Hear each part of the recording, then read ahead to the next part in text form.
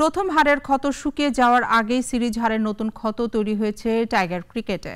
প্রথম ম্যাচের মতো দ্বিতীয় ম্যাচেও টি-20 সুলভ ব্যাটিং করতে পারেনি সাকিব হৃদয়রা।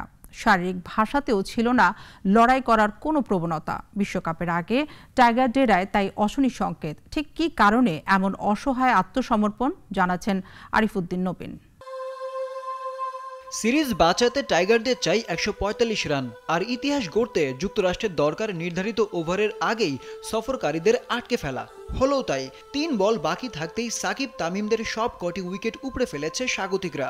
টপ অর্ডারদের ব্যর্থতা আরও একবার ছিটকে দিল বাংলাদেশকে। সেই সাথে যুক্তরাষ্ট্রের মতো খর্বশক্তির দলের বিপক্ষে প্রথম দেখাতেই সিরিজ হার। শুধু কি তাই, প্রথম দল হিসেবে টি-20তে শততম হারের রেকর্ড গড়ল টিম বাংলাদেশ।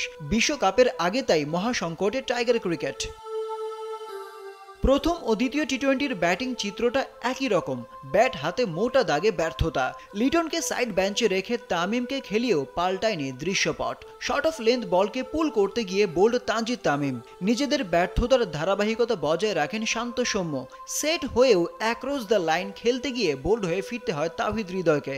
অভিজ্ঞ হয়েও আনকোড়া ব্যাটারদের মতো কাট করতে গিয়ে বোল্ড হন মাহমুদুল্লাহ রিয়াদ। লক্ষ্য তাড়া করতে নেমে একে একে ফিরে যান বাকি ব্যাটাররাও, যে কারণে ১৪৫ রানের ছোট টার্গেটটাও টপকাতে পারেনি টিম টাইগার্স। হারের অন্যতম আরেকটা কারণ প্রান্ত বদল করে খেলতে না পারা। শেষ ৫ ওভারে বাংলাদেশের প্রয়োজন ছিল মাত্র ৩৯ রান, অথচ স্কোর বোর্ডে ৩৯ রান জমা করার আগেই হয় ইনিংসের সমাপ্তি। পরিস্থিতি বিবেচনায় একটা ভালো জুটি বদলে দিতে পারত ম্যাচের গতিপথ। তবে একটা ভালো জুটির অভাবেই ১৪৫ রানের টার্গেট পাহাড় সম করে তোলে সফরকারীরা। মানসিকভাবেও বেশ পিছিয়ে টিম টাইগার্স। স্ট্রাইক রোটেশন করতে গিয়ে শান্তর উদাসীনতায় যা আরও স্পষ্ট করে। দরজায় কড়া নাড়ছে বিশ্বকাপ, অথচ টাইগারদের বেহাল দশা। যুক্তরাষ্ট্রের বিপক্ষে সিরিজ হারের গ্লানি নিয়েই বিশ্বকাপে খেলতে নামবে সাকিব মুস্তাফিজরা। আপাতত হোয়াইট ওয়াশ এড়ানোর মিশন নিয়ে শনিবার সিরিজের শেষ ম্যাচে মাঠে নামবে বাংলাদেশ। আরিফুদ্দিন নবীন, নাগরিক।